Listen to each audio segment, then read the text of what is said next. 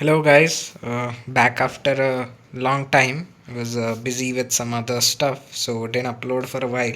But yeah, back with another video, and today we're gonna be doing something new. If you have seen the previous videos, power electronics in general, since the whole point is converting the power to different forms, and we know basically we have AC and DC. So we have already looked at rectifiers, which is basically AC to DC. Then we have looked at DC-DC converters or choppers, all the buck, boost, and so on to convert DC to DC. Then we have looked at inverters as well, DC to AC, in order to create a sine wave from a DC bus. And the last one actually is ACAC. So that is not very, as much as the other three, that is not very common today, though it is a integral part of power electronics. Earlier there used to be these things called cycloconverters. Basically they were used in high power motor drives and all. So basically they were used to reduce the frequency of the sine wave, your grid wave, and generally this was three phase. And basically you could control the speed of a motor by controlling its frequency. So instead of running it at 50 hertz, you could make, if you run it at 25 hertz, it sort of runs at half the speed, something like that. So that was AC control in the literal sense, since you gave a AC wave and you got a lowered frequency AC wave again. But today that is generally, it involves SCRs and all of that, and we have looked at SCRs before in the control rectifiers. But that's not what we're going to be doing today. We're going to be looking at a different kind of AC control, where it's an extension of the SCR what we have done before. So we know, right, that the SCR, silicon control rectifier, as you can see over here, that has the gate and anode and cathode, and it basically rectifies. It's a controlled diode, and depending on when you give the gate pulse, at whatever firing angle you want between 0 and 180 degrees, you will basically control the average voltage across the load. So if you give a very early firing angle, say close to 0 degrees, you would basically get the entire half cycle converted to DC. So basically like a diode. But say you give a firing angle of 90 degrees, then you would get half of the sine wave. So basically your sine wave would get chopped. So that's basically from control rectifiers. So what you another device which they have exists is called a TRIAC, which stands for triode for alternating current, and another device is DIAC, which is diode for alternating current. So all of these are part of the same thyristor family, all these three. So what the DIAC is basically is used for is, it's a bidirectional device, whereas the SCR is unidirectional. Current can only flow from anode to cathode, whereas the DIAC is more of a auxiliary component. It is generally used with a TRIAC. So in order to work with a TRIAC, you need a DIAC. Not always. If you are using microcontrollers or other control strategies, you can get by without using a DIAC, but the simplest TRIAC circuit often features this DIAC. So that's the circuit which we're going to be doing today. And the DIAC basically, it can conduct current in both directions as soon as the voltage across any of its terminals reaches about its breakover voltage. So the forward breakover voltage. So the DIAC which we're going to be looking at is this DB3. It's a very common small blue color, DO 35 package one, and generally it's around 30 volts. So as soon as the voltage at this point with respect to this, or this point with respect to this, since it's bidirectional, reaches 30 volts, basically this will start conducting like a normal switch. So basically what you do, in order to control the TRIAC, which you can see from the symbol, it's sort of like a controlled DIAC. So like a SCR is a controlled diode, a TRIAC is sort of like a controlled DIAC, and in general a TRIAC is basically two SCRs connected in a anti-parallel configuration, if I just say that. So yeah, and it has a gate, as you can see, And the terminals are named a bit different. Here we have anode and cathode. Here it's called main terminal 1 and main terminal 2, and of course the gate. So yeah, that's the TRIAC. And this also operates on the same firing angle concept, but now since it's bidirectional, it's in both cycles, so it's AC control. So that's why you have the, you know, a main terminal 1 and 2. It's not called anode and cathode because power can flow in this direction as well as this. And this is known as a 4 quadrant switch, which means it can operate in all four, you know, positive voltage, positive current, positive voltage, negative current, negative voltage, positive current, and negative voltage, negative current. So 4 quadrant switch, as they call it. So the circuit, basically, the, as I said, the diac I'm using is the DB3, and the triac is going to be this one, the BT138. It's a standard 20220 package. Of course, the high power triacs and all come in those big screw type, you know, they come with the flange, you can tighten it and all. But the simple one which I'm using is standard 20220. And yeah, you can see it has the 1 2 3 main terminal 1 2 and gate. So that's the one. And if I just show you the VI characteristics of it, the graph, it sort of looks like the SCR. As you can see, in this, when it's in the off state, basically a very small leakage current will flow. Basically, all somewhat, if you say this is the ideal device, it would be zero, but we know switches are not ideal, so a small leakage current. But once it basically reaches its forward breakover voltage, or the other one, or the latching current, as you can see in, if I speak like the SCR, once it, the current flowing goes above the, you know, latching current, it will latch, and then it will suddenly, this is how it goes, right, like this, and then it will continue conducting till the, you know, the current commutates. That means commutation, basically the current has to go below the holding current. All of these have a minimum current, so if the current falls below that, it automatically turns off. And that's how AC control works. Since we are not talking about DC, there's no zero crossing in DC, so you have these all the, you know, resonant circuits and all in order to commutate the current artificially.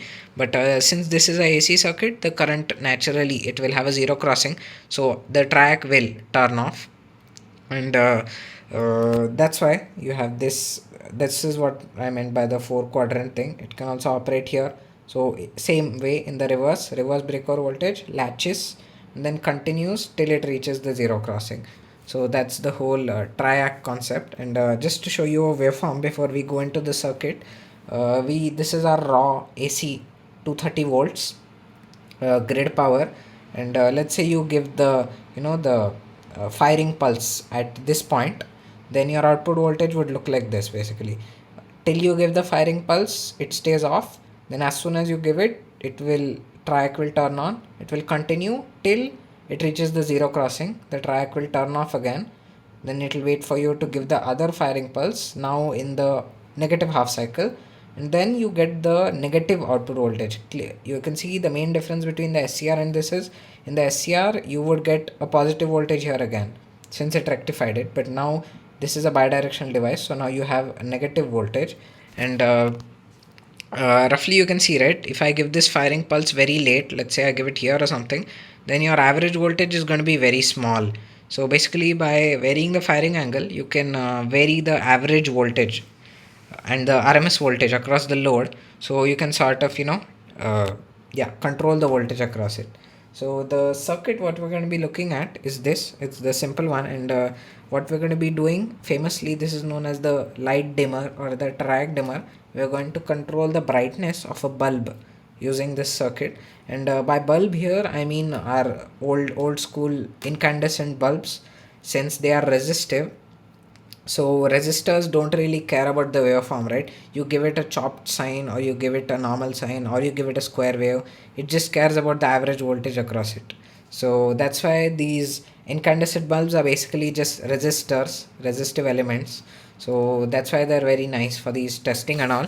You don't want to connect a LED here because LED works on a different principle. It's sort of like a capacitive mixed with, a different kind of load. It's not a resistor. So if you try to put a LED here thinking that the LED will dim, it mostly won't, and it probably might even malfunction, since it's, a LED is designed to work with a pure sine wave, and it does its internal conversions, of course, but it expects a proper sine. So not a LED, a incandescent bulb. So basically just explaining how this would work. It Since this is fully discrete, we're not doing any microcontroller stuff here. The firing angle is basically controlled by this pot here, and let's say the spot is at the minimum position, right? That means, let's say 0 ohms. 0 ohm would mean, ideally it would mean 0 degree, but that's dangerous since the current would be uncontrollable. You don't want that. So that's why you need at least some minimum resistance to have a very minimum phase angle or a firing delay angle. So I have 2.2k here. So that would sort of give a minimum delay to it, and basically you have this capacitor here, right? And a non-polarized one. You can't use a electrolytic here since it's going to be charging both ways. So basically the RC constant, if you see, this is a first order circuit. It has a R in series with a C, so this has its time constant tau equal to RC. So basically, depending on how much resistance is there, this capacitor will slowly, its voltage will climb. So through this path, the sine through the load, and through this, and you would think, then why is the load not turning on? Because the current through this path is very small. It's in milliamps, or couple of tens of milliamps. It's not enough to really light the load, so you won't really see it glowing or anything. So let's say the resistance is very low, and I have only the 2.2k. Then this capacitor will charge very fast, right? Because the resistance is low in this path. Then basically this will reach 30 volts very close, and we saw, right, the TRIAC suddenly sends a pulse as soon as you breach its forward breakover voltage. So as soon as this thing reaches 30 volts or so, this thing is going to give a pulse to the TRIAC, and the TRIAC will turn on, and your load will basically get power through this is the proper full current path in the positive half cycle. Same thing in the negative half cycle. Now it will charge like this, and then same thing, the pulse is given by the TRIAC, and the TRIAC again, it's bidirectional, so it will work both ways. And then again, now the power will flow like this. So yeah, that's the whole point of it. And let's say you give a very high resistance, let's say I have 300k or something, then the capacitor will charge very slowly, so then your firing angle will be very late, so your light will glow dimly, whereas in the earlier case it would grow brightly. So instead of directly applying 230 volts across it, you vary the voltage across the bulb, and then yeah, you see a different brightness. So that was the whole circuit, and basic explanation of the topology and such. So yeah, let's now go to the hardware circuit. Yeah, okay guys, so I have my hardware setup here, and of course we know we can't do this circuit on a breadboard like my former videos, because now earlier whatever AC circuits I've done are generally step down, 12 volts or so, but this TRIAC can't really operate on low voltage. That 30 volts breakover which I told you about, it naturally only works with 230 volts. So this circuit is sort of more dangerous than the ones I've done before, since we're directly dealing with mains voltages. So I soldered it on a piece of perf board. So yeah, instead of a PCB could have been done, but again that would take more time. This is faster, and yeah, faster compared to a breadboard, but and still safer since it's soldered. So I basically have the TRIAC, my 100 nanofarad capacitor, that's the 2.2k resistor, that's the TRIAC which I told you about, and this is the potentiometer. And I have put a small knob just to protect myself, just in case anything happens. We don't want to be touching 230, it's very dangerous. So, and then a screw terminal, basically for 4 terminals, the live AC mains itself, which I have from my socket here coming in over here, and the load itself. So the load is basically brought out here. This is the load, as I told you, old incandescent bulb. uh, yeah, Might not look very good, but it's good, it works. And just to show you why we're doing this whole thing, I have a multimeter here, and basically here we can see the RMS AC voltage which is across the load. So then basically you will see how the current sorry, the voltage control is happening. So I'll just keep this here so you can see it. And yeah, now I'll just turn on this circuit. I'll turn off the light, I think, then you can probably see this better. Yeah, I've turned off the light, and now I'll just turn this circuit on.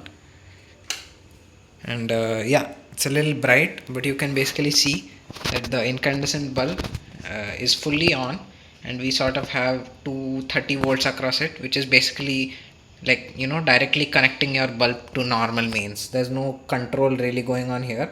So basically this is sort of like 0 degree firing angle, entire voltage. So now what I'll do is, I have this pot here, right? I'll slowly vary it, and you can see the average voltage is reducing, and even the current, the light intensity is not as much as it was before. So now we're sort of at 200 volts, so still pretty bright, but yeah, voltage has reduced. So now I'll decrease it further. So parallelly you can see the light, and now we're at 150 volts sort of, and now definitely you can see it has become much lesser.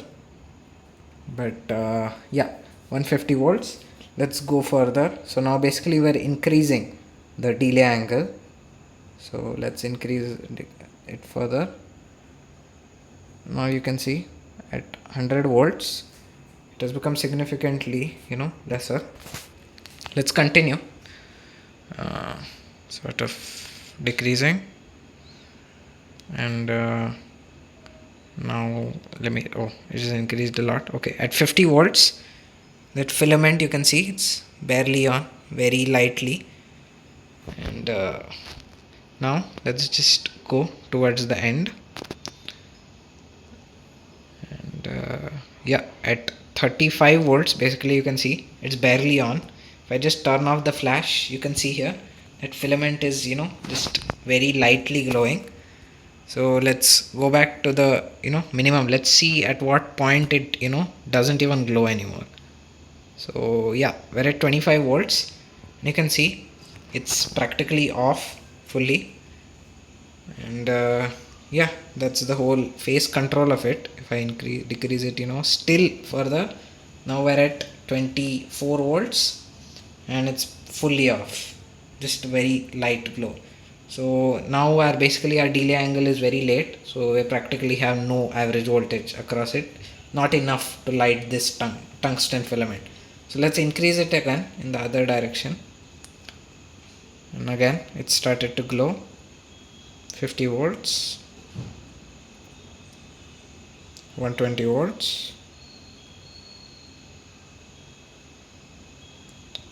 and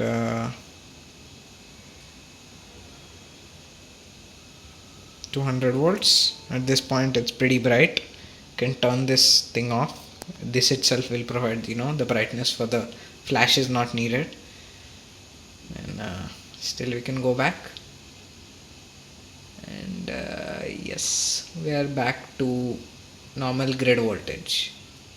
So yeah, that was the whole phase control. Sorry about the wiring, the wires are all over the place, but it's better to have longer wires than anything touching or anything. That's why I've tried to secure the wires as much as I can. So yeah, that was the whole phase control, and I hope you learned a thing or two about light dimming and AC converters in general. And yeah, if you want to try it out, maybe do it in a safer way than I did. But yeah, that was the concept. I hope you liked this small demonstration. I know the video probably might have gone too long, but nevertheless I hope you learned something. So yeah, thank you.